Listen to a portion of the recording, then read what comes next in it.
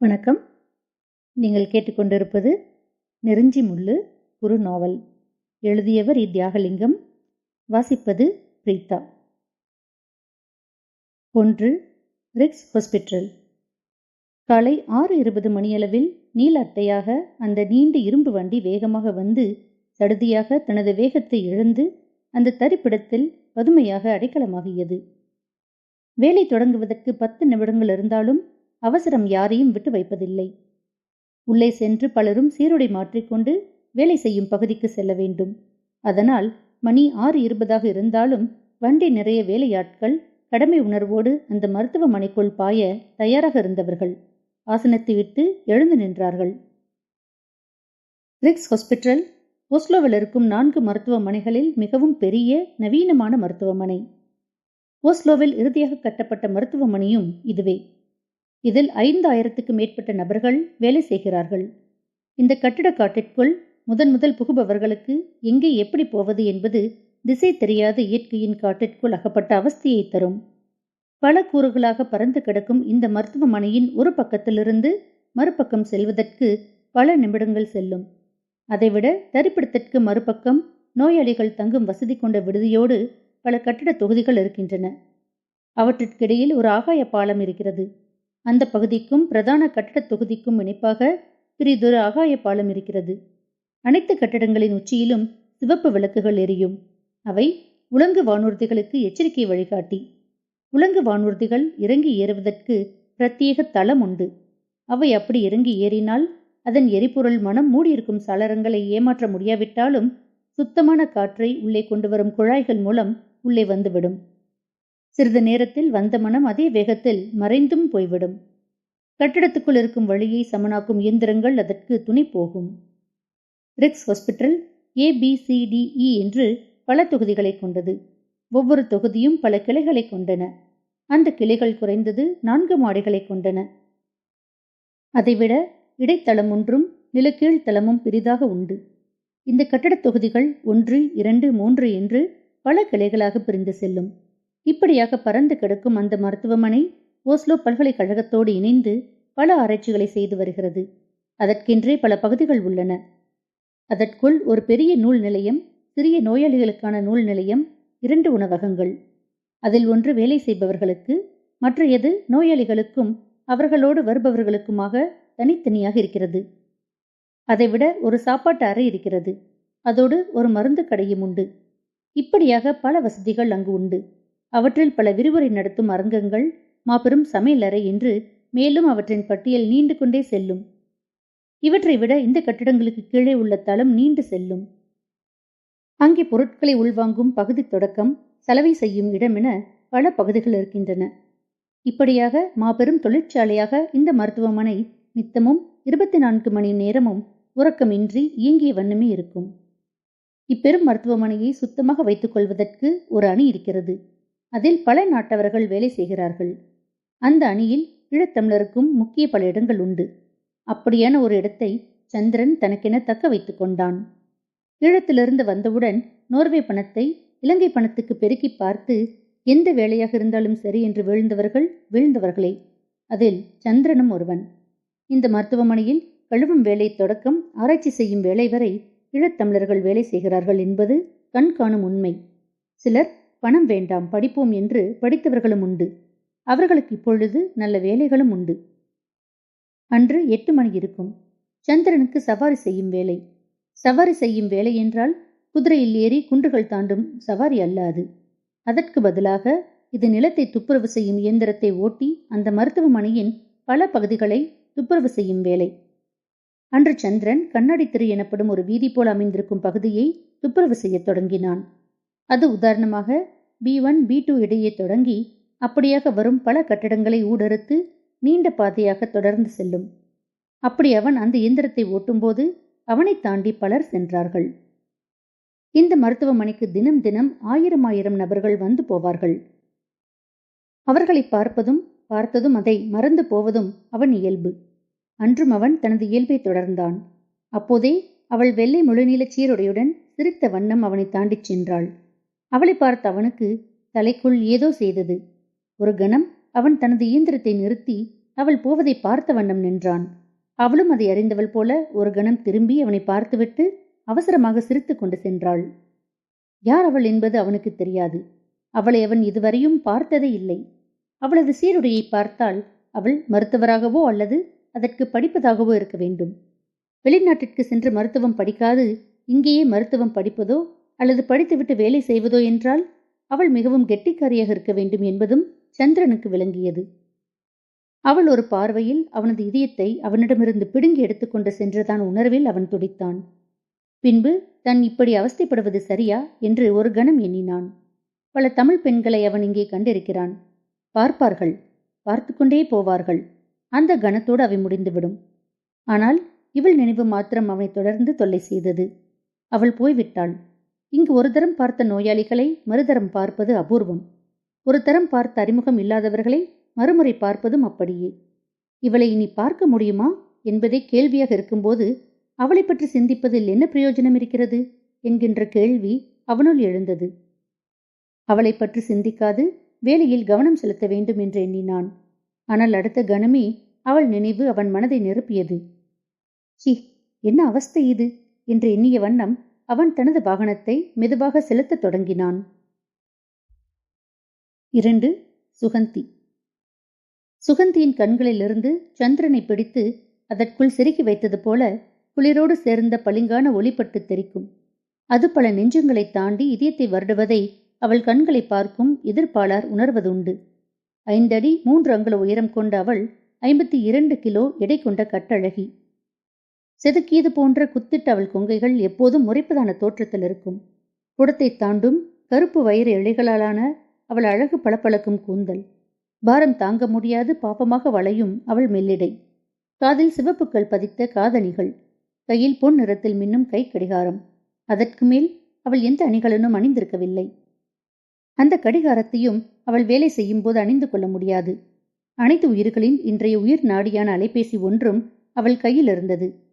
அலைபேசி இன்று உலகையும் அதில் இருக்கும் மனித மனங்களையும் இணைப்பதற்கும் பிரிப்பதற்கும் ஏதுவான ஒரு சாதனமாக மாறிவிட்டது என்பது உரைக்க தேவையற்ற உண்மையாகும். இப்படியாக தோன்றிய அவளை தேவதை என்று சொல்ல முடியாவிட்டாலும் அழகான பெண் என்பதில் யாருக்கும் மறு கேள்வி எழாது, எழவும் முடியாது. சுகந்திக்கு வரிசை தப்பாது செதுக்கியது போன்ற பற்கள், மெல்லிய இதழ்களுக்கு செம்மையான சாயம் தரும் ஒரு புதிய அழகு, மின்னாதம் பேசும் அவள் சங்கீதம் பேசும் குரல். சுகந்தியோடு பழகுபவர்களுக்கு அவளை உடனடியாக பிடித்துவிடும் என்பது சர்வ நிச்சயம். அந்த அழகு அவன் கண்களை விட்டு மறைந்து தொலைந்து போனது அவனுக்கு மிகவும் மன வருத்தமாயிருந்தது. இருந்தும் அவன் அதை புறம் தள்ளி தனது வேலையை தொடர்ந்தும் செய்வதில் அக்கறை காட்டினான். அவன் பாடுபட்டு வேலை செய்தாலும் அடிக்கடி அவன் மனது அவனை ஏமாற்றியது. சுகந்தி ஒரு அறை கொண்ட அடுக்குமாடு குடியிருப்பு ஒன்றை வாடகைக்கு எடுத்து அவளது உயிர் தோழி விமலாவோடு ஓஸ்லோவில் உள்ள நீடாலனில் வசித்து வந்தாள். இருவரும் 2010 ஐநா மூலம் அகதி அந்தஸ்து கிடைத்து நோர்வேக்கு வந்தார்கள். அப்படி அகதிகளாக வருபவர்கள் மிகவும் குறைவே. அந்த குறைவானவர்களில் இவர்கள் இருவரும் அடங்குவார்கள். அவர்கள் அப்படி அகதிகளாக வந்த காரணத்தை யாருக்கும் சொல்ல விரும்புவதில்லை. அந்த வரலாற்றில் வேதனை மட்டுமே மிஞ்சி இருப்பது யாருக்கும் தெரிய வேண்டிய அவசியம் இல்லை. செயல் முக்கியமே தவிர செய்தவன் முக்கியம் இல்லை என்பது அவள் கொள்கை. இதை மீறி அந்த வேதனையை மீட்பது நெஞ்சை அறுத்து அவர்களை நித்தமும் இடைவிடாது வதைக்கும் நினைவுகள். அந்த வதைப்பு தொடர் ஞாபகமாக அலை அலையாக வந்து செல்லும். அதை விரும்பாத அவர்கள் அதை பற்றி பொதுவாக கதைப்பதில்லை. கதைப்பது இல்லை என்பதோடு கதை முடிந்து விடுவதில்லை. கதை நோண்டும் பயில்வான்கள் நம்மில் பலர் உள்ளார்கள். அப்படியானவர்களிடம் அகப்பட்டால் சுகந்திக்கு 7வது நகரத்தில் விழுந்ததான அவஸ்தை தொடரும். சுகந்திக்கு அவன் தன்னை பார்த்தது நன்கு தெரியும். அப்படி பலர் நித்தமும் பார்க்கிறார்கள். பார்த்தவர்கள் சிரிக்கலாம். சிரிப்புக்கு பதில் சிரிப்பை பரிசாக கொடுக்கலாம். இவையெல்லாம் ஒரு பழகிப்போன சம்பிரதாயம். அந்த கணத்தோடு அவை முடிந்து போக அவர் யாரோ நாம் யாரோ என்பதாக இருக்கும். அப்படியானதே அவள் அன்றாட அனுபவம். அப்படியே இதுவும் என்பதில் அவளுக்கு எந்த சந்தேகமும் முதலில் இருக்கவில்லை. இருந்தாலும் அவன் நினைவு ஏனோ திடீரென தோன்றியது. அவன் அழகாகவே இருந்தான். இதைவிட கற்பனையான அழகை தேடி காலத்தை போக்குவது அவள் நோக்கமில்லை. அவனுக்கு காதோறும் மெல்லிய கீறு போன்ற வெண்ணறை, மாநிறம். தன்னை விட அவன் 4 அங்குலமாவது உயரமாக இருப்பான் என்று அவளுக்கு தோன்றியது. அகலமான மார்பு, அழகான கண்களும் பரந்த முகமும் அவன் சொந்தம். அதில் தடித்த மீசை, வலித்து பளபளவென மினுக்கிய தாடி. அந்த இடத்தில் அல்லது கண்ணாடி தெருவில் அவனை மீண்டும் காணும் சந்தர்ப்பம் கூட கிடைக்கலாம். ஆனாலும் தான் ஏன் அவனை பற்றி சிந்திக்க வேண்டும் என்று அவள் எண்ணி வியந்தாள். அவளுக்கு அவன் தொழில் ரீதியாக ஒத்து வர மாட்டான் என்பதும், வேலை ஒரு இணைப்பு பாலம் ஆகாது என்பதும் விளங்கியது. மன ரீதியாக ஒத்துப்போவதற்கு தொழில் ரீதியாக ஒத்துப்போக தேவையில்லை என்பதும் அத்தோடு அவளுக்கு விளங்கியது. அவள் தனது அலுவலகத்தை வந்து அடைந்து விட்டாள். அங்கே அவளுக்கு நிறைய வேலைகள் இருந்தன. இதை பற்றி பின்பு சிந்திக்கலாம் என்று எண்ணிய வண்ணம் அவள் தனது வேலையில் மூழ்கத் தொடங்கினாள். புற்றுநோய் பற்றிய ஆராய்ச்சி பிரிவில் சுகந்தி தற்போது வேலை செய்கிறாள். அவளுக்கு யாழ்ப்பாண பல்கலைக்கழகத்தில் மருத்துவம் படிப்பதற்கு இடம் கிடைத்து 3 ஆண்டுகள் முடித்த பின்பே மூளையில் அந்த பிசகு ஏற்பட்டது. அதனால் அங்கு 3 வருடங்கள் படித்ததை இங்கு நிரூபிப்பதற்கு 1 வருடம் பிடித்தது. இறுதியாக அது ஏற்றுக்கொள்ளப்பட்ட பின்பு பலரும் வாயில் கை வைக்கும் அளவுக்கு அவளது திறமை இருந்தது என்பதில் யாருக்கும் சந்தேகமில்லை. இப்போது இந்த மருத்துவமனையில் உள்ள ஆராய்ச்சியாளர்களில் அவளும் ஒருத்தி. இங்கே அவள் வேலை என்று தொடங்கிவிட்டால் வேறு எந்த நினைவுகளுக்கும் அவளிடம் இடம் இருக்காது. அதற்குள் மூழ்கி அதிலேயே கரைந்து போய்விடுவாள். இன்றும் அவள் வேலை தொடங்கினாள். ஏனோ அவளால் வழமை போல் வேலையில் கரைந்து போக முடியவில்லை. அவளை என்ன அவளுக்கு இன்று வியப்பாக இருந்தது. மீண்டும் முயற்சித்தாள். அவள் மனதை அவளால் ஓரளவு வசப்படுத்த முடிந்தது. அதனால் அவள் ஒருவாறு வேலையில் மூழ்கினாள். இருந்தும் இடைக்கிடையே அதில் குழப்பம் ஏற்பட்டது. அது அதிக நேரம் நீடிக்கவில்லை. அவள் மீண்டும் விரைவாக தன் நிலை உணர்ந்து இவ்வுலகு வந்து விட்டாள். சுகந்தி வேலை முடித்து வெளியே வந்தபோது 5:30 இருக்கும். அவள் வழமையாகவே இப்படி பிந்தியே வேலை முடிப்பாள். பல பிரிவுகளில் வேலை செய்பவர்கள் அப்போது வீடு சென்று விடுவார்கள். சுகந்தி அலுப்போடு வெளிக்கிட்டு வீட்டிற்கு செல்ல நடை பயின்றாள். கண்ணாடி தெருவால் வரும்போது அவனை கண்ட இடத்தை இப்போது மீண்டும் பார்த்தாள். அவன் அங்கு இல்லை. நின்றிருந்தால் அதிசயம். அந்த இடம் காலை போல் இப்போது இல்லை. அங்கு ஒருவரும் இங்கொருவரும் போய் வந்தார்கள். காலை நேரங்களில் சாறை சாறையாக மனித நடமாட்டம் உள்ள தெரு அது. இந்த தெரு என்பது கட்டிடத்துக்குள் உள்ள பாதை. அதன் மேற்கூரை கண்ணாடியால் வேயப்பட்டிருக்கிறது. உள்ளே சூரிய வெப்பத்தை கசிய விடுவதால் மிகவும் குறைந்த செலவில் மலிவான இயற்கையான வெப்பம் கிடைக்கும் இடம் அது. அதேபோல் குளிர்காலத்தில் குளிரையும் கசிய விடும் என்பதும் உண்மையே.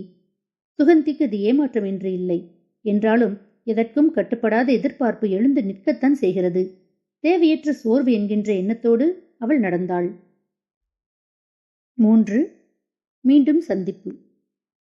அன்று வேலையை பிரித்து கொடுத்த போது சந்திரனுக்கு கண்ணாடி பாதையில் மீண்டும் வேலை கிடைத்தது. அங்கே வேலை கிடைத்ததில் அவனை அறியாதே அவனுக்கு சந்தோஷத்தோடு கூடிய பரபரப்பு. ஏதோ ஒரு எதிர்பார்ப்பு அவன் அடிமனதில். அது நடக்கலாம் என்கின்ற நப்பாசை யதார்த்தத்தை தாண்டி அவன் மனதின் நம்பிக்கையாக. அவன் தாயிடம் செல்லும் கன்றாக தனது துப்புரவு செய்யும் வண்டியை எடுக்கச் சென்றான். அதை சரிபார்த்து எடுத்துக்கொண்டு கண்ணாடி பாதைக்கு அதை ஓட்டிச் சென்றான். பின்பு அந்த பாதையில் துப்புரவு செய்ய தொடங்கினான். துப்புரவு செய்யும் வேலைகளில் மிகவும் இலகுவான வேலை இது. ஏறியிருந்து சவாரி செய்வதே இந்த வேலை. இயந்திரம் மற்ற வேலைகளை செய்யும். சந்திரனுக்கு இயந்திரத்தில் இருப்பதோ இலகுவாக வேலை செய்வதோ பெரிதாக தோன்றவில்லை. அவன் மனதில் ஏனோ அந்த எதிர்பார்ப்பு. சரி, அப்படி அவளை கண்டாலும் எப்படி கதைப்பது? எதை பற்றி கதைப்பது? எந்த எண்ணமும் அவனிடம் இருக்கவில்லை. மனம் பல விடயங்களுக்கு மிகவும் சுதந்திரமாக ஆசைப்படும். ஆனால் அதை செயற்படுத்துவதற்கு அதற்கு துணிவிருப்பதில்லை. இதுவும் அப்படியோ என்கின்ற சந்தேகம் அவனிடம் இருந்தது. அப்படி விடாத அவளை கண்டால் ஏதாவது கதைக்க வேண்டும் என்று எண்ணினான். என்ன கதைப்பது? அதை அவள் எப்படி எடுத்துக்கொள்வாள்? சந்திரனின் கவனம் கண்ணாடி பாதையில் இருந்தாலும் அவளை அங்கே காணவில்லை. அதற்கு பதிலாக யார் யாரோ அவனை கடந்து போனார்கள். சிலருக்கு தலையாட்டி சிரிக்க அவர்களும் தலையாட்டி சிரித்தார்கள். சந்திரன் பொதுவாக அப்படி செய்வதுண்டு. பொதுவாக தமிழ் ஆட்கள் என்று தெரிந்தால் அவன் நிச்சயம் அதை செய்வான். அநேகம் அப்படி செய்தால் அவர்களும் செய்வார்கள். தமிழ் ஆட்கள் மட்டுமல்ல, மற்றவர்களும் அப்படி செய்வார்கள். அதில் பொதுவாக பிழைத்ததில்லை.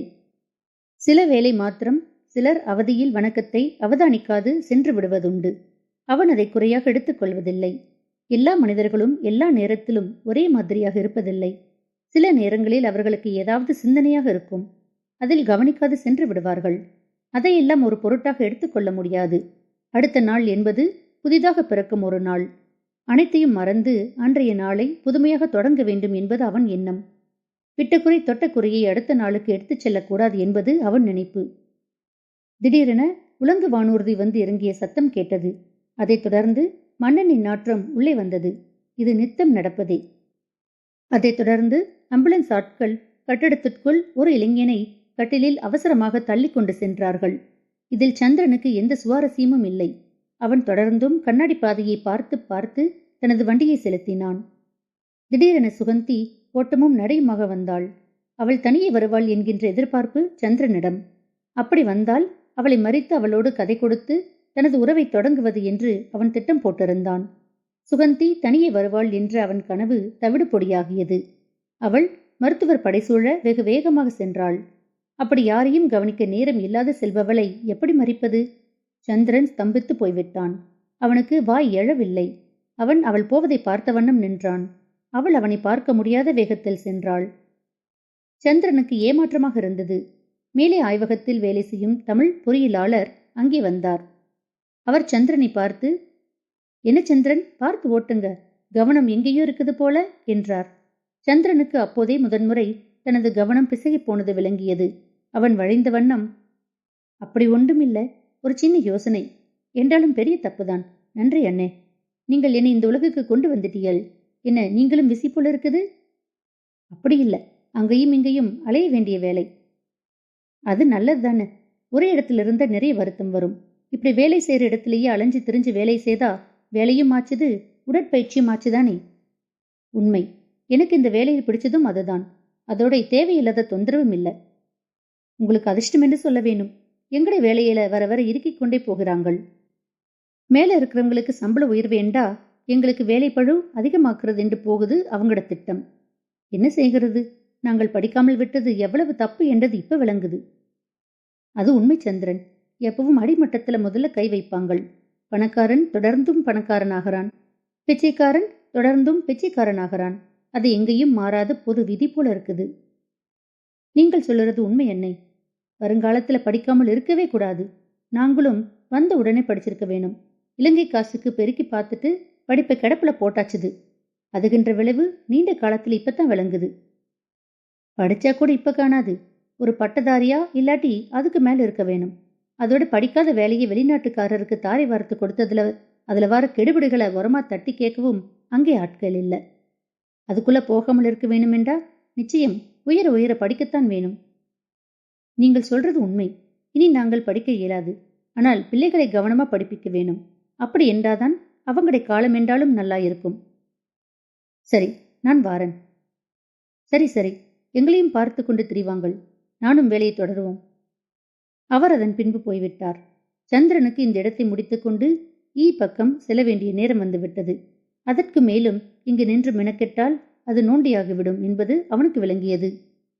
அவன் தனது வாகனத்தை எடுத்துக்கொண்டு அப்பகுதியை நோக்கி சென்றான். சுகந்தி அந்த அவசர சிகிச்சை நோயாளியை தனது குழுவோடு நின்று அவதானித்துவிட்டு அது முடிய ஆராய்ச்சிக்கான பொருட்கள் சிலவற்றை எடுத்துக்கொண்டு திரும்பி வந்தாள். போகும்போது இருந்த அவசரத்தில் சந்திரனை கவனிக்க முடியவில்லை. என்றாலும் அவன் அங்கே நின்றது அவள் கடை கண்ணில் பதிவாக இருந்தது. ஆனால் அந்த அவசரத்தில் ஒரு சொல் கூட கதைக்க முடியாது என்பது அவளுக்கு விளங்கியது. ஏன் பார்க்கவே முடியவில்லை என்பதே உண்மை. இப்போது நிற்பானா என்கின்ற ஒரு நப்பாசை இருந்தது. ஆனால் கண்ணாடி பாதைக்கு வந்தபோது அது நப்பாசை என்பது முழுமையாக விளங்கியது. ஏமாற்றமே. ஆனாலும் அதை அவள் எதிர்பார்த்திருந்தாள். அதனால் தன்னை சமாளித்துக் கொண்டு அவள் தனது ஆராய்ச்சி அலுவலகத்தை நோக்கி நடந்தாள். 4 சுப முகூர்த்தம். சாரி சாரியாக மனிதர்கள் கண்ணாடி தெருவால் பயணித்தார்கள். அதில் கண்ணை பறிக்கும் பல அழகுகள், அதில் பல வர்ணங்கள், வடிவுகள். ரசனை இருந்தால் ரசித்துக் கொண்டே இருக்க தோன்றும் பாதை அது. கடை தெரு போலவே கலகலப்பாய் அது இருக்கும். ஆனால் இங்கு வியாபாரத்துக்கு மனிதர்கள் வருவதில்லை. பலர் வருத்தத்தால் வருகிறார்கள். பலர் வருத்தமானவர்களை பராமரிக்க அல்லது பார்க்க வருகிறார்கள். பலர் அந்த பெரிய மருத்துவமனை இயங்குவதற்கான மற்ற அலுவல்களை செய்ய வருகிறார்கள். அப்படியாக வருபவர்களில் எத்தனை அழகு! அதற்கு பால், இனம், நிறம், மொழி என எந்த வேறுபாடும் இருப்பதில்லை. அழகை ரசிக்கும் இரு கண்கள் வேண்டும். அழுக்கற்ற மனதோடு இயற்கையை விளங்கிக் கொள்ள வேண்டும். அவை அனைத்தும் சந்திரனிடமிருந்தன. அவன் ரசிகன்.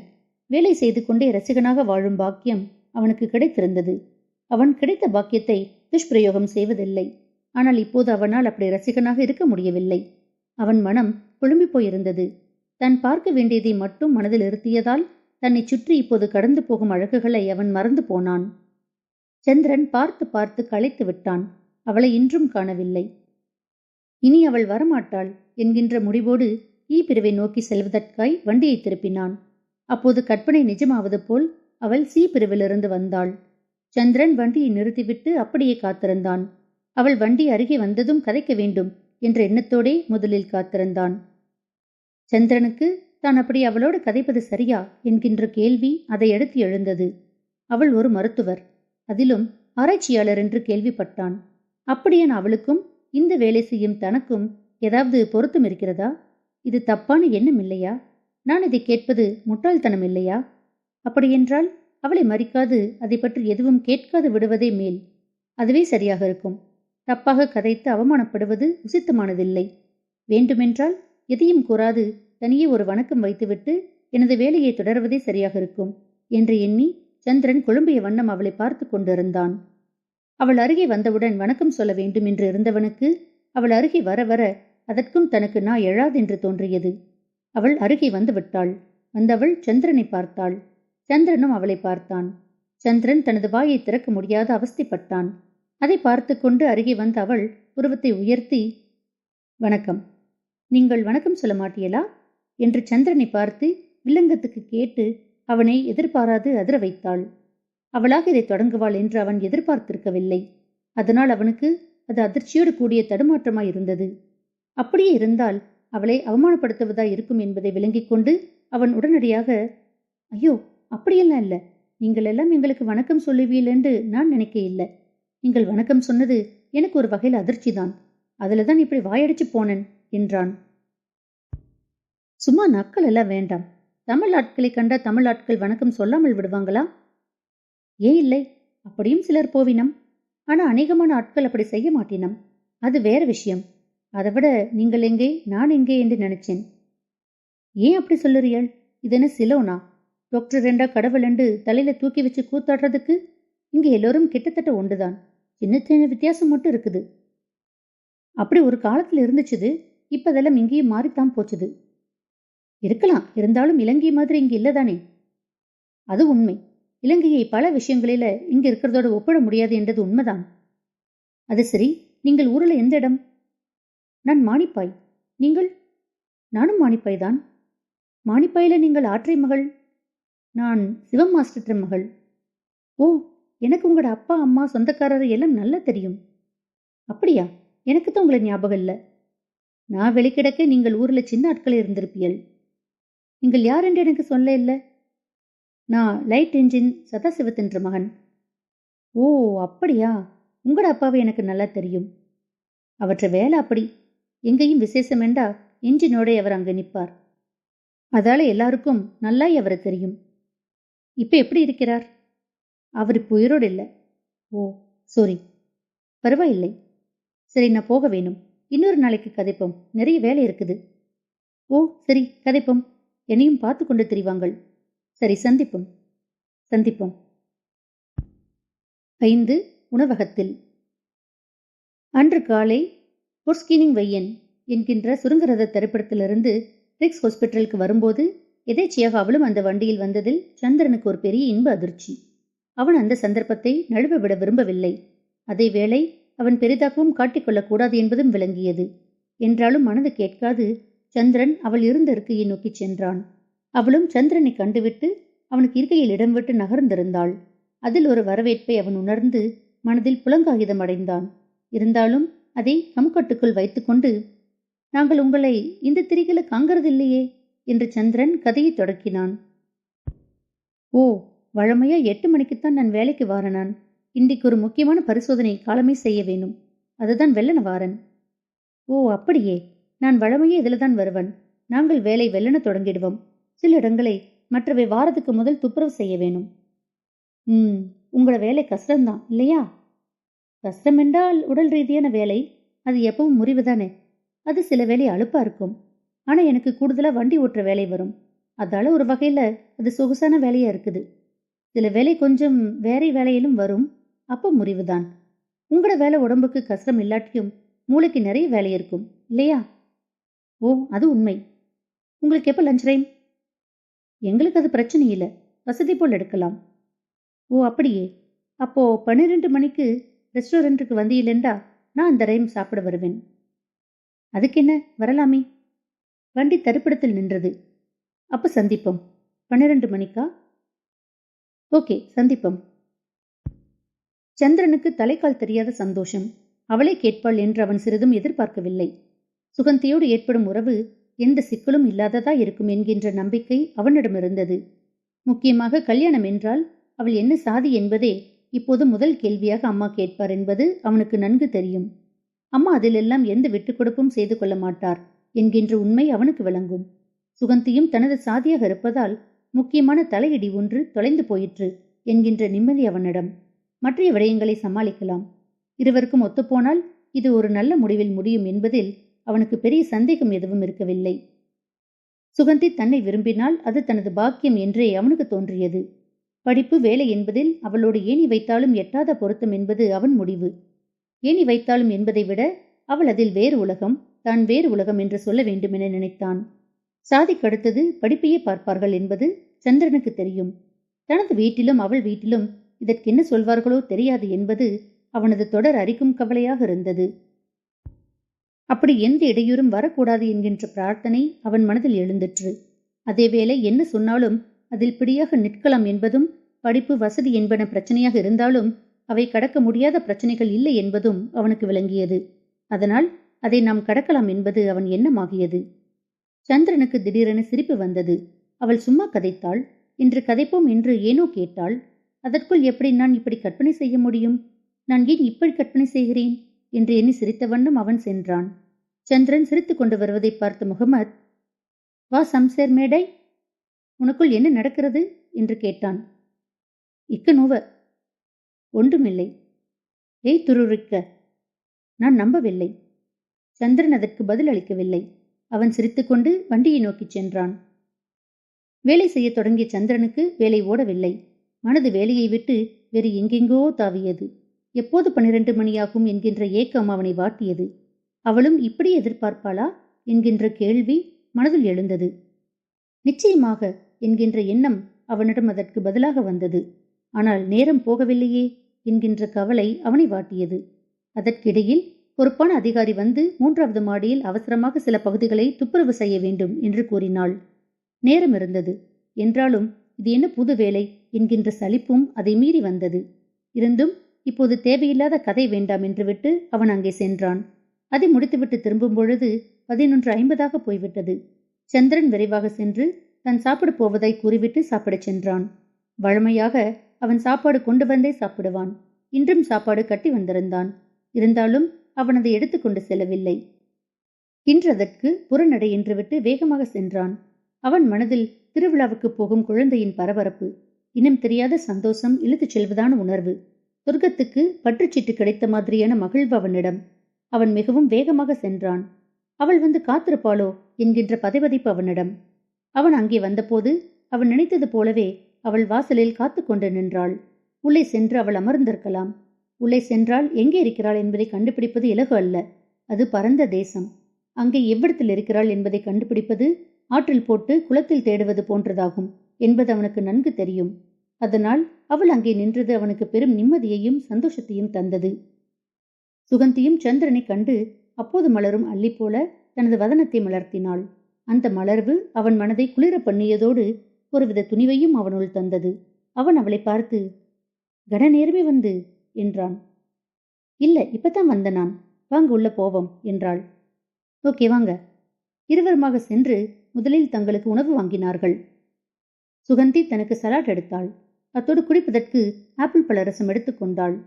சந்திரன் தனக்கு ஸ்பாகெட்டியும் குடிப்பதற்கு கோப்பையும் எடுத்துக்கொண்டான். பின்பு இருவருமாக சென்று அமைதி கிடைக்கும் என்று ஒதுக்குப்புறமாக இருந்தார்கள். ஒதுக்குப்புறம் என்றாலும் சத்தத்துக்கு ஏது எல்லை? அது எங்கும் பிரசன்னம். அதன் பிரசன்னத்தையும் தாண்டி தாங்கள் கதைக்க வேண்டும் என்று எண்ணினார்கள். மேசையில் இருந்தவுடன், உங்களுக்கு சலாத்தான் பிடிக்குமா என்ற சுகந்தியை பார்த்து சந்திரன் கேட்டான். ஓ, லஞ்சுக்கு இப்படி ஏதும் லைட்டாக தான் சாப்பிடுவேன். பிறகு வீட்டை போய் சோறு சாப்பிடத்தானே வேணும். அதுதான் என்னுடைய முக்கியமான சாப்பாடு. எனக்கு 3 நேரமும் முறையா வேணும். அதுதான் உங்களை பார்க்கவே தெரியுது. ஆனா உங்களோட வேலைக்கு அது பெருசா தாக்காது. எங்கட வேலை உங்களை மாதிரி உடம்ப முறிக்காமல் செய்யற வேலை என்றதால சாப்பாடும் அப்படித்தான் இருக்க வேணும்.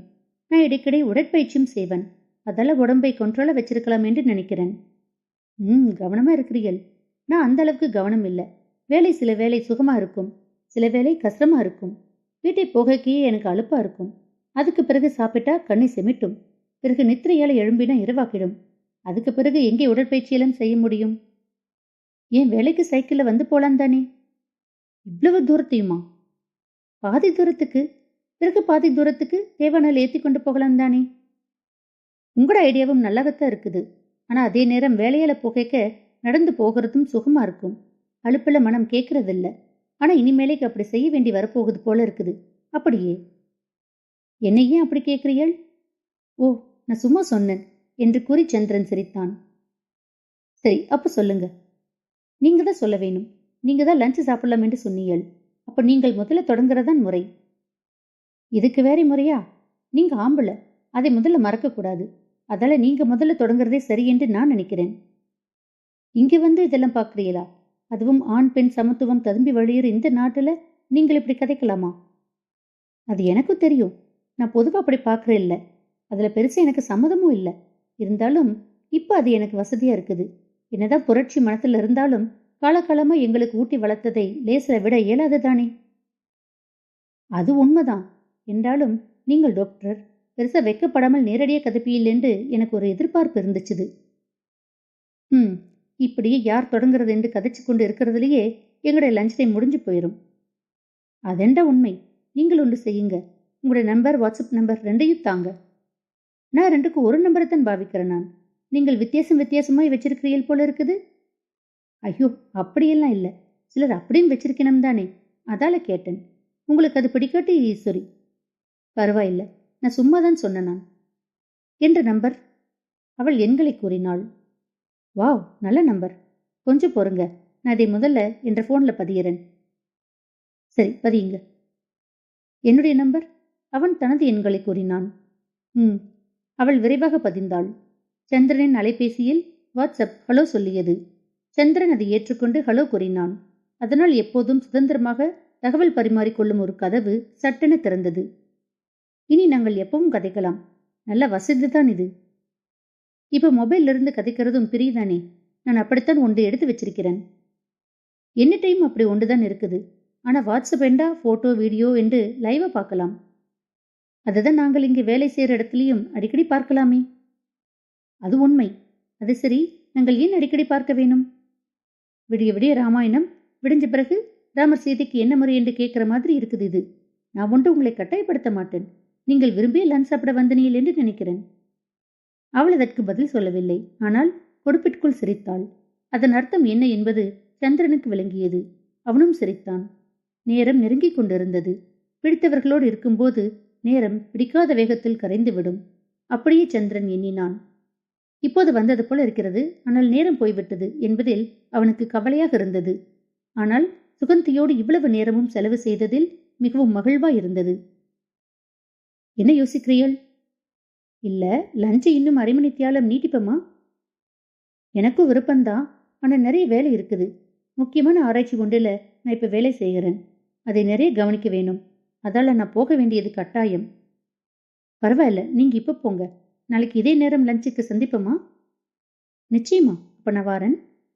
நானும் வாரன். இனி இங்க இருந்து என்ன செய்ய போறேன் என்று கூறி சந்திரனும் சிரித்த வண்ணம் எழுந்தான். 6. காலநதியில். அடுத்த நாள் சந்திக்கும் திருப்தியுடன் சுகந்தி தனது ஆராய்ச்சி மையத்துக்கு சென்றாள். அதே மகிழ்வோடு சந்திரனும் தனது மீதி வேலையை பார்க்கச் சென்றான். இந்த கணத்தை விட்டால் எந்த கணமும் எம் வசப்படாத மாயையான இவ்வுலக மனித வாழ்வு. அந்த கணங்கள் ஒன்றில் ஏற்கனவே அழிந்திருக்கலாம், அல்லது அது வராமலே போகலாம். சில வேலை அப்படியே வரலாம். அதற்காக யாரும் வாழாமல் இருக்க முடியாது. வாழ்வு இப்படி மட்டுமே அமைய வேண்டும் என்றும் அடம் பிடிக்கவும் முடியாது. இந்த உலக மாயை பற்றி எல்லாம் சந்திரனுக்கு எந்த கவலையும் இல்லை. நாளை வரும், சுகந்தி சுகந்தமாக வருவாள் என்கின்ற உலகத் துள்ளலுடன் மீதி வேலையை தொடங்கினான். வேலை வீடு என்று காலம் போகத் தொடங்கினால் காலத்தோடு போட்டி போடுவது குதிரையில் போபவனை கழுதியில் போய் பிடிப்பது போல இருக்கும். அவள் நினைவு சந்திரன் மனதை அரித்தாலும் இரவு எப்படி போய் விடியல் எப்படி வந்தது என்று அவனுக்கு தெரியாது. அவன் வழமை போல சுருங்கரதத்தில் வந்தான். அதில் ஏறும் பொழுது அவளும் வந்தால் நன்றாக இருக்கும் என்பது அவன் நினைவு. அவன் நினைவு கனவாகியது. அவளை அதில் காணவில்லை. அது அவனுக்கு சிறிது ஏமாற்றத்தை கொடுத்தது. என்றாலும் அவள் வழமையாக தொடர்ந்து இதில் வருவதில்லை. அதைப்போல அவள் இன்றும் வரவில்லை என்று தனக்குள் சமாதானம் செய்து கொண்டு அவன் வேலைத்தளத்திற்குள் புகுந்தான். அங்கே சென்று பின்பு அவனால் தொடர்ந்தும் அவளை நினைத்துக் கொண்டிருக்க முடியவில்லை.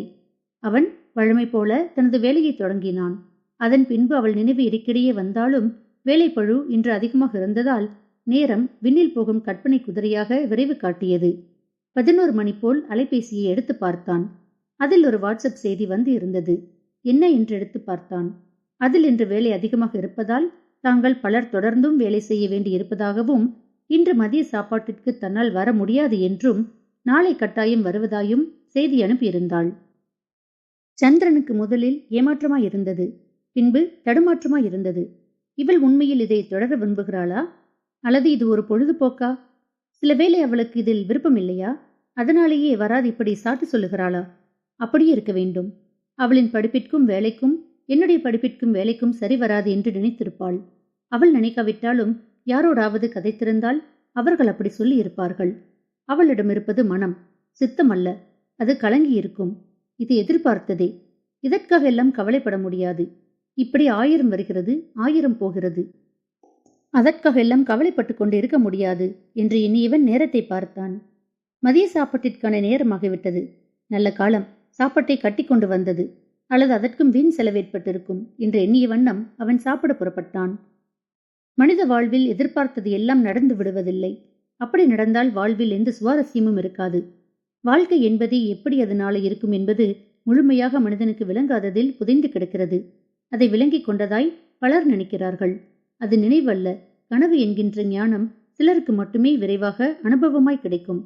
பலருக்கு நீண்ட காலத்தில் மட்டுமே அது தித்திக்கும். சந்திரனுக்கு அந்த ஞானம் விரைவாக கிட்டியதான உணர்வு. தான் நினைத்தது போல வாழ்க்கை அமையாது என்பதும், அது அமைவது போல் அதை ஏற்றுக்கொள்வோம் என்கின்ற சமாதானமும், சி இந்த பழம் புளிக்கும் என்பது போல அவனுக்கு வந்திருந்தது. இருந்தும் சுகந்தி சில வேளை அடுத்த நாள் சந்திப்பாள் என்கின்ற எதிர்பார்ப்பு அவனிடம் இருந்தது.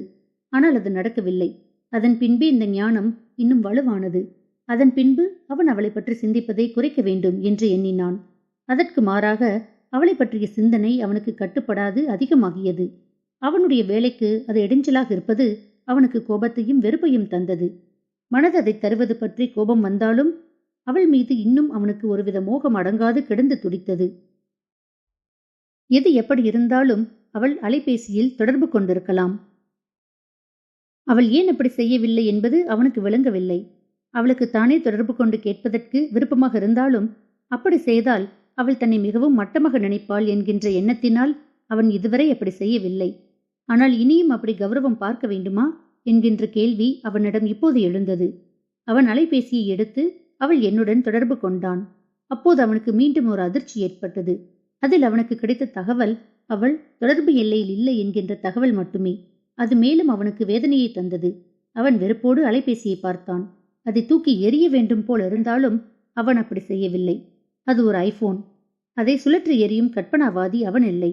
மெதுவாக அதை அவன் பத்திரப்படுத்தி கொண்டு தனது வேலையை கவனித்தான். அதன் பின்பு அவன் ஒருவாறு அவளை மறந்து வேலையில் ஒன்றினான். அதிசயம் சொல்லிக் கொண்டு வருவதில்லை. அதுவும் அப்படியே நடந்தது. இல்லை, நடந்து வந்தது.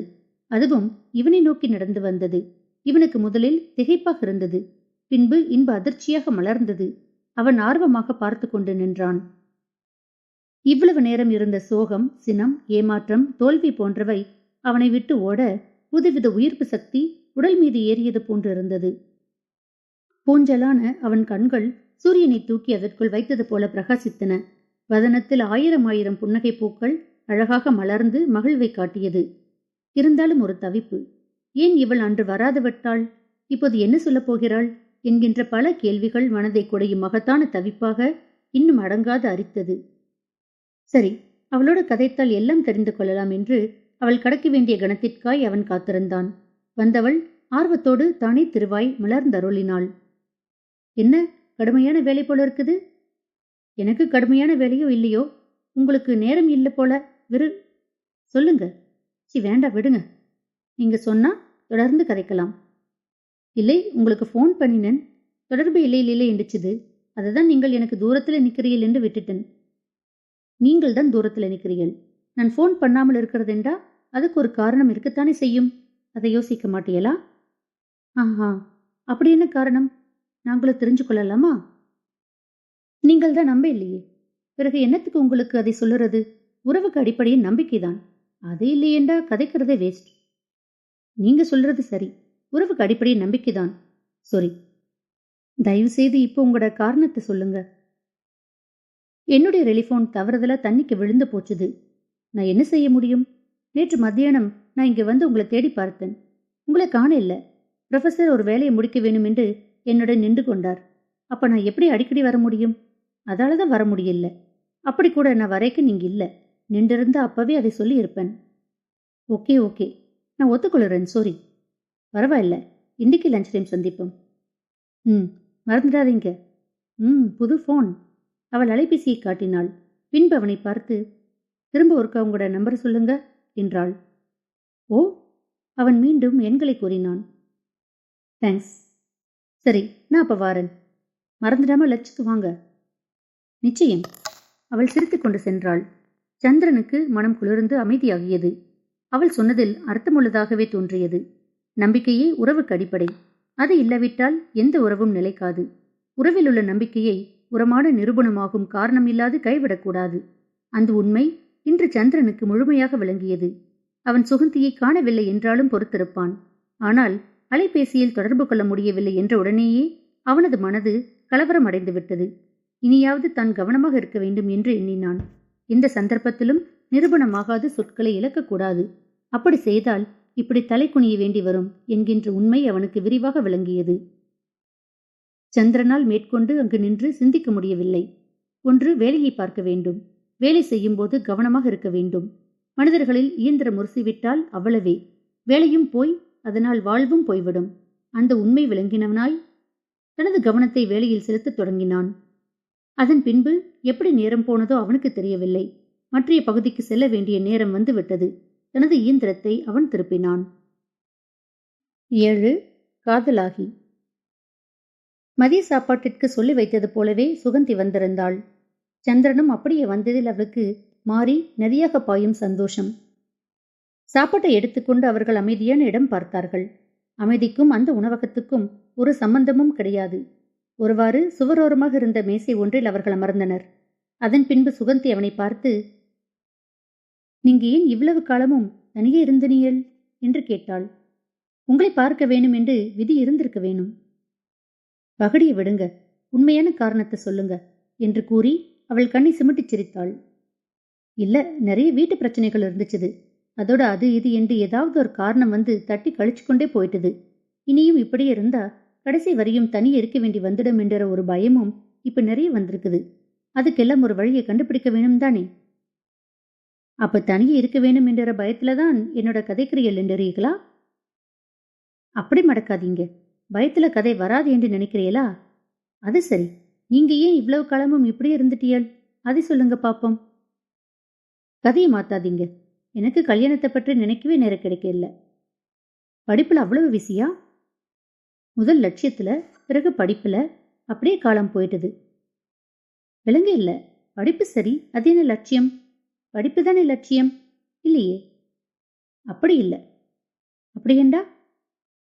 சரியா சொல்லுகிறதுண்டா, முதல்ல படிப்பு, பிறகு லட்சியம், அதுக்கு பிறகு எல்லாம் முடிஞ்சு படிப்பு, ஆராய்ச்சி. எனக்கு சாதுவா விளங்குது. இருந்தாலும் நீங்கள் குழப்பாமல் விபரமா சொல்லுங்க. சந்திரனுக்கு யோசனையாக இருந்தது. ஊர் அம்மா என்று பலவும் வந்து போனது. இதற்கு இந்த யோசனை? அவளை சொல்லட்டும் என்று அவள் முகத்தை பார்த்தான். அவள் சிறிது அமைதியாக இருந்தாள். பின்பு எதையோ முடிவு செய்தவள் போல, முதல் எனக்கு யாழ்ப்பாணம் கம்பஸ் கிடைச்சு போனேன். அப்பத்தான் நாட்டு பிரச்சனை உச்சத்தில் இருந்தது. நாங்கள் திண்ணவேலியில வீடு ஒன்று எடுத்து 6 பொம்பளை பிள்ளையிலிருந்து படித்தோம். அதுல ஒருத்திக்கு குமுதன் என்கிற புலியோட காதல். அதுவும் வெளிப்படையாக செய்ய முடியாத காதல். அவர் காதலை விட இயக்கம், போராட்டம், அதுகின்ற முக்கியத்துவம் என்றதை பற்றி விவரிக்கிறதுக்கு நிறைய நேரம் செலவு செய்வார். அவருக்கும் கம்பஸ் கிடைச்சு அதை விட்டுட்டுத்தான் இயக்கத்துக்கு போயிருந்தார்.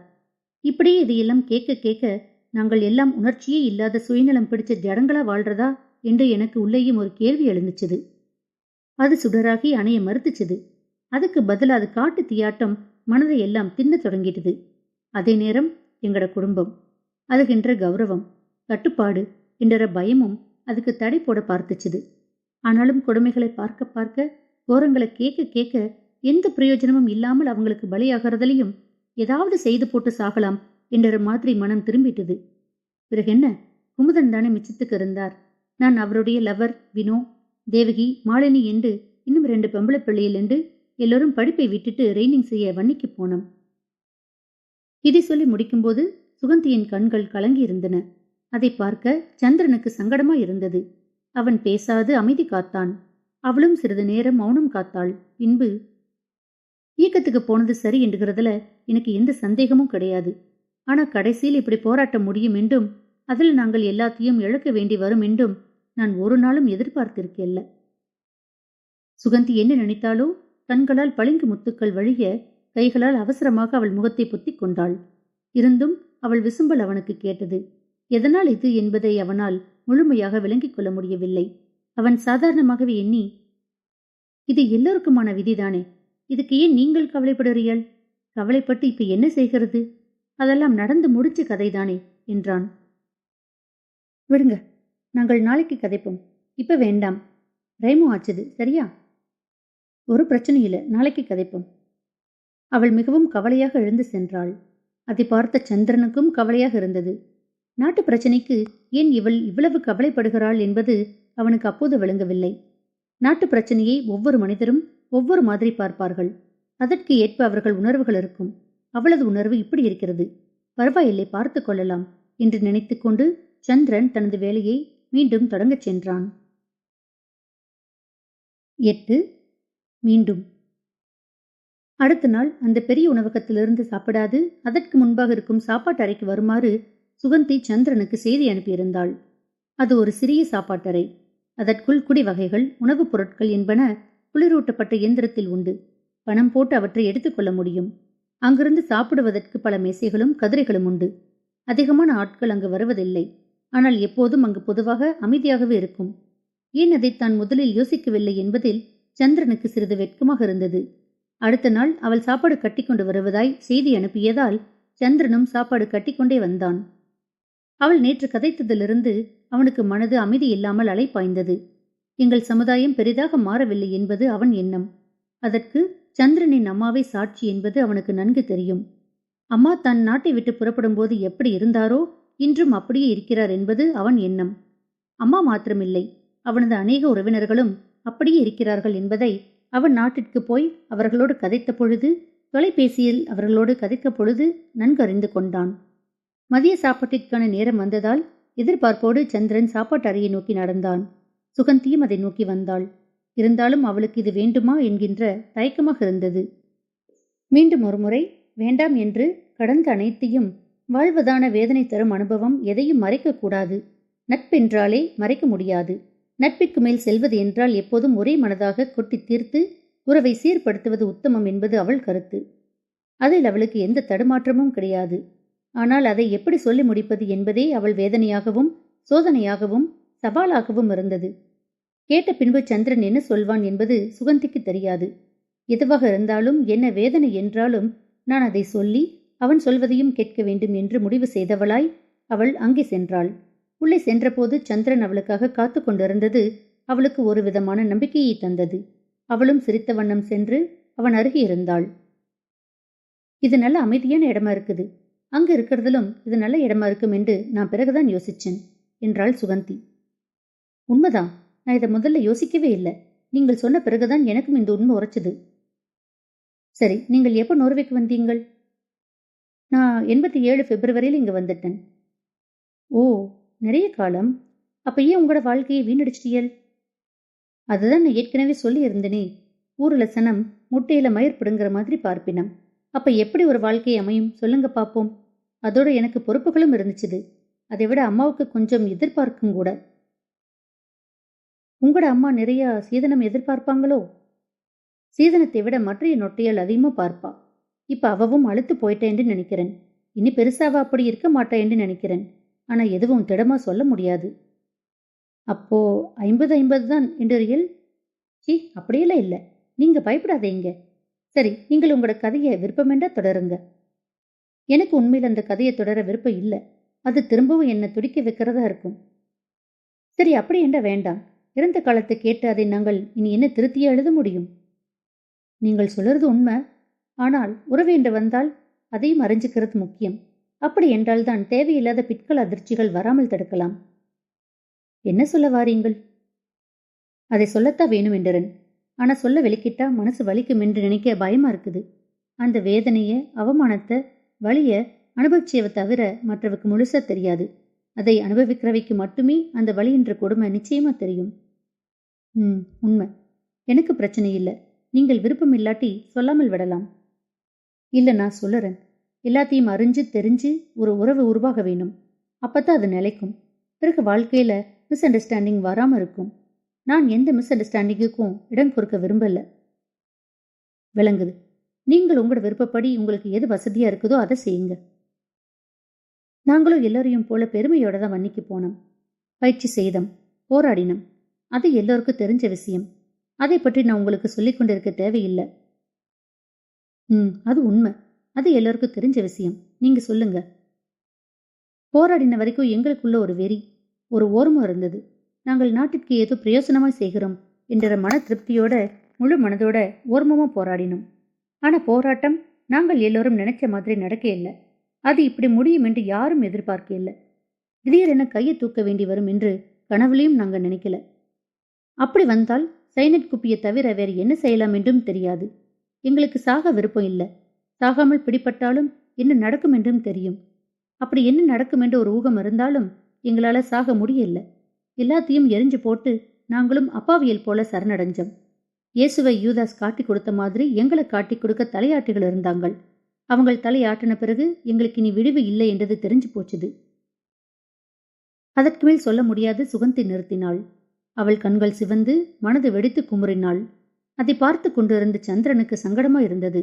அதோடு மனதுள் கவலையாகவும் இருந்தது. நீங்கள் இவ்வளவு கஷ்டப்பட்டு இதை சொல்ல வேணும் என்றில்லை. ஏன் உங்களை தேவையில்லாமல் கஷ்டப்படுத்துறீர்கள்?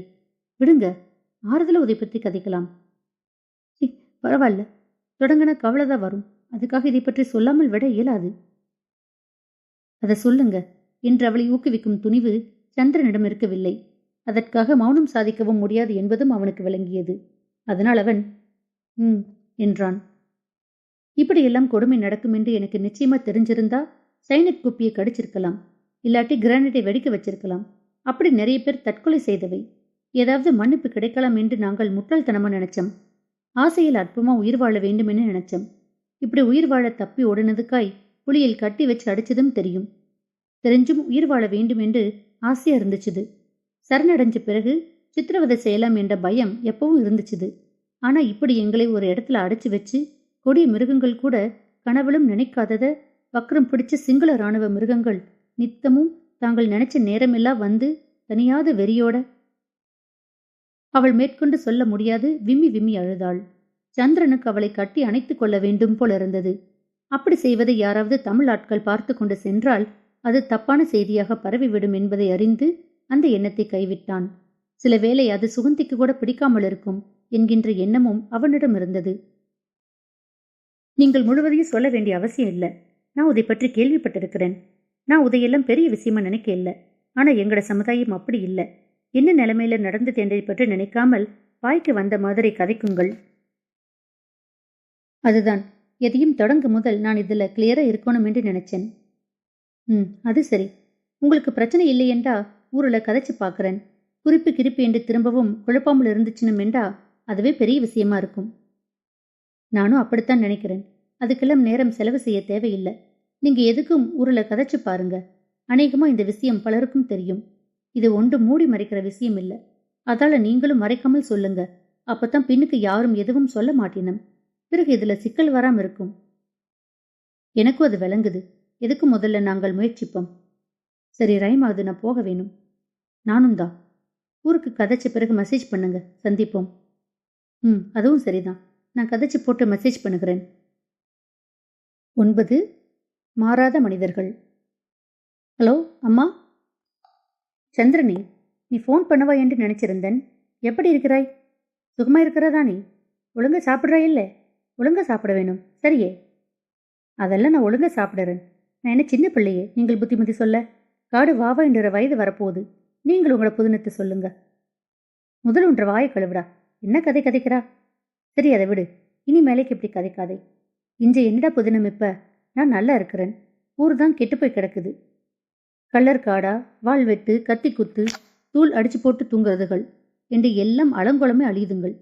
யுத்தத்தால ஒருவித அழிவேண்டா, இது இன்னொரு விதமான அழிவு. வெளியால போகவும் பயமா இருக்குது. எங்க எவன் மோட்டார் சைக்கிள வந்து உருவி கொண்டு ஓடுவாங்கள் என்றும் தெரியாது. அதுக்கு நாங்கள் என்ன செய்கிறது? நீங்கள் தான் கவனமா இருக்க வேண்டும். தேவையில்லாமல் தனியை வெளிக்கிடாதீங்க. வயது போனவை என்றா அவங்களுக்கு இன்னும் வசதியா இருக்கும் தானே. அது உண்மை. நான் சில வேளை கமலத் என்ற பெடி குமரனை துணைக்கு கூட்டிக் கொண்டு போகிற நான். இல்லாட்டி தேவி என்ற பெடி சில வேளை வரும். அதால கொஞ்சம் நிம்மதி. மற்றும்படி உன்றை அக்காள் இல்லாட்டி தங்கச்சி வருவினம். அதை பற்றி நீ யோசிக்காத. அதெல்லாம் இங்க ஒரு பிரச்சனை இல்லை. எல்லாம் பழகி போச்சுது. அப்படி என்றா சரி. அக்கா என்னவா? அவளுக்கு என்ன, காசுதான் இன்னும் நிறைய தேவையாம். அதை விடுங்க, அது ஒரு நாளும் தீராத பிரச்சனை. நீ சொல்லுறதும் சரி. அப்பப்ப கொஞ்சம் கொஞ்சம் உதவி செய். மற்றும்படி இனி நீ உன்ற வாழ்க்கையை பார். அப்படி கட்டாயம் நீ உதவி செய்ய வேணும் என்றா நான் சொல்லுறேன். சரி அம்மா. உனக்கு பிரஷர் எப்படி இருக்குது? பரவாயில்ல, மருந்து ஒழுங்க பாவிக்கிறேன். இப்ப நான் சும்மாவா இருக்கிறது இல்ல. ஈழமானவரை எதையாவது செய்வன். அதோட சாப்பாட்டெல்லாம் கவனம். அதிலும் உப்புல இன்னும் வலு கவனம். உங்களுக்கு நல்ல உப்பு இல்லாமல் இருங்காதே. என்ன செய்கிறது? நான் ஒரு விஷயம் சொல்ல வேணும் என்று போன் எடுத்தேன். சொல்லு, என்ன விஷயம்? தேவராச மாஸ்டரை தெரியும் இல்லையா? ஓ தெரியும். அவருக்கு என்னடா? அவருக்கு ஒரு மகள் இருக்கிறாள், தெரியுமா? ஒரு பெட்டை படிப்பை விட்டுட்டு இயக்கத்துக்கு ஓடுனது, அதை சொல்லுறியே. இப்பவும் இதையெல்லாம் கதைச்சு கொண்டிருக்கிறதே. இப்படி நொட்டை பிடிக்காமல் இனி கொஞ்சம் விட்டு கொடுத்து போக வேணும் அம்மா. சும்மாருடா, எனக்கு புத்திமதி சொல்லுறாய். உனக்கு முதல்ல ஒழுங்க விஷயம் தெரியாது. வெளியில சனம் கதைக்கிறது குறைவை தவிர எல்லாம் அப்படித்தான் இருக்குது. எதுவும் இங்க மாற இல்லை. என்னை பொறுத்தவரை மாற வேண்டிய அவசியமும் இல்லை. என்னம்மா இப்படி சொல்லுகிறீள்? இதுதான் இஞ்சத்த நடைமுறை. நீ சொல்ல வந்த விஷயத்த சொல்லு. நாங்கள் நினைச்சு ஊர் ஒரு நாளும் மாற போறதில்ல. ஊர் என்றதை விட்டுட்டு நாங்கள் எங்கட அளவுல பார்ப்போம். நீ சொல்லு. தேவராச மாஸ்டர் மகள் இங்கதான் இருக்கிறாள். அதுக்கு என்ன? அவள் நான் வேலை செய்யற இடத்துல டாக்டரா வேலை செய்யறாள். நானும் அவளும் கதைச்சம். கதைக்கு நல்ல மாதிரி இருக்கிறாள். அதோட அவள் இங்க ஆராய்ச்சி வேலையும் செய்யறாள். அவள் என்ன வேலை செய்தா என்ன? அவள் எல்லாம் எங்களுக்கு வேண்டாம். அது சரி வராது. அந்த நினைப்பை மறந்துடு. என்னம்மா இப்படி சொல்லுற? நான் திரும்பவும் சொல்லுகிறேன், அது எங்களுக்கு ஒரு நாளும் சரி வராது. ஏன் அம்மா? அவ முதல்ல வீட்டை விட்டு ஓடினாள். வன்னிக்க அங்க இங்க என்று எல்லாரும் ஒன்று மண்டு அலைஞ்சு திரிஞ்சுதுகள். கடைசி அவங்கள விட்டுட்டு ஆமையிட்ட சரணடைஞ்சாள். அவங்கள் கொண்டே வன்னிக்கு அடைச்சு வச்சு சீரழி என்று சீரழிச்சு போட்டு காசி கொடுத்ததால உயிரோட விட்டுட்டாங்கள். அதுக்கு பிறகு இங்க யார் அவளை ஊர்ல பாப்பாங்கள்? அதோட இங்க நிம்மதியா இருக்க முடியாது தானே. அதால வெளிக்கிட்டு உங்களை வந்துட்டாள். அதுக்காக நீ அவளை கல்யாணம் செய்ய வேண்டிய எந்த அவசியமும் இல்லை. அப்படி செஞ்சா இங்க நாங்கள் ஊருக்கு தலையை காட்டலாது. 4 சனம் 4 மாதிரி கதைக்குங்கள். எவ்வளவோ ஒழுங்கான பொம்பளையில் இருக்க நீ ஏன் அதுக்குள்ள போய் விழ வேணும்? அது எங்களுக்கு வேண்டாம். சும்மா விஷயம் விளங்காமல் தலையை கொண்டே நீட்டி போட்டு பின்ன வருத்தப்படுறதில்லை. அதுக்கு நான் இடம் தர மாட்டேன். ஒழுங்கான பொம்பளையை நீங்களும் இவ்வளவு காலமா தேடினியல் தானே, கிடைச்சதே. பிறகும் அதையே சொல்லிக் கொண்டிருந்து என்ன நடக்கும்? அதால வாரதை பார்த்து செய்யறது புத்தி அம்மா. ஆறாவது வாரதை பார்த்து செய்யலாம். உதுக்கு அவசரப்படாதே. எங்களுக்கு உகள் வேண்டாம். எண்ணத்துக்கு போனாலும் உடனுகள் எல்லாம் என்ற குடும்பத்துக்கு வேண்டாம். அதுல எந்த மாற்றமும் இல்லை. என்னம்மா நீ இப்படி கதைக்கிற? நான் அவளை கட்டளம் என்று பிளான் பண்ணினேன். சும்மா விளையாடாத. பிறகு நாங்கள் ஊருக்கு 4 மனுஷற்ற முகத்துல முழிக்க இயலாது. ஏற்கனவே அதை பற்றி உனக்கு விவரமா நான் சொல்லி போட்டேன். ஓம், இதுல எல்லாம் விளையாடக்கூடாது. இதுதான் எல்லோரும் சொல்லுற சப்ப காரணம். இதே நீங்களும் சொல்லுகிறீர்கள். அது நாங்கள் எப்படி இருக்கணும் என்று எங்களுக்கு ஒரு வரமுறை இருக்குது என்ற முடிவு இதுதான். அதுல எந்த மாற்றத்தையும் நீ எதிர்பார்க்காத. நான் இங்க பார்த்து கல்யாணத்தை முடிக்கிறேன். அது நல்லா இருக்காது. பிறகு நீ எங்கட முதத்துல முழிக்க முடியாது. என்னம்மா சொல்லுறியல்? உனக்கு நாங்கள் வேணுமென்றா அம்மாவுக்கு வந்து கொல்லி போடுற நினைப்பு இருந்தா உந்த எண்ணத்தை கைவிடு. இனி உதை பற்றி என்னோட கதைக்காத. என்னம்மா இப்படி சொல்லுறியல்? இதுதான் இங்கத்த நிலைமை. இங்கே உண்டும் எந்த விஷயத்திலும் மாற்றம் இல்லை. அதால இதுதான் என்ற முடிவும். எனக்கு நீ கல்யாணமே வேண்டாம். என்னை நீ அதை பற்றி கேட்டு தொலைப்படுத்தக்கூடாது. எதுக்கு கோபப்படுறது? எதுக்கு கோபப்படக்கூடாது என்று ஒரு தெளிவு இருக்க வேணும். எடுத்ததுக்கெல்லாம் கோபப்படக்கூடாது. உங்களோட தெளிவு நீங்களும். என்னை விடுங்க. எனக்கு நீ கல்யாணம் வேண்டு எதையும் தொடங்காது இங்க. சும்மாருடா, நான் பாக்குறேன். உனக்கு ஒரு நல்ல பொம்பளையை பார்த்து கல்யாணம் செய்து வைக்கிறேன். இவ்வளவு காலம் இருந்து போட்டு சும்மா இப்ப அவதிப்படாத. ஏன் இப்ப போய் பாதாளத்துல விழுவான்? சரி, ஏதோ செய்யுங்க. கோவிக்காத, நான் பேசி செய்கிறேன்.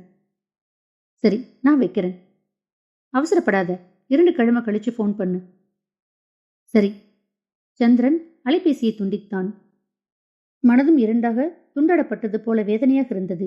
எதிர்க்கவும் முடியாது, விடவும் முடியாது. என்ன செய்வதென்று சந்திரனுக்கு குழப்பமாக இருந்தது. அவன் சோஃபாவில் அமர்ந்தான்.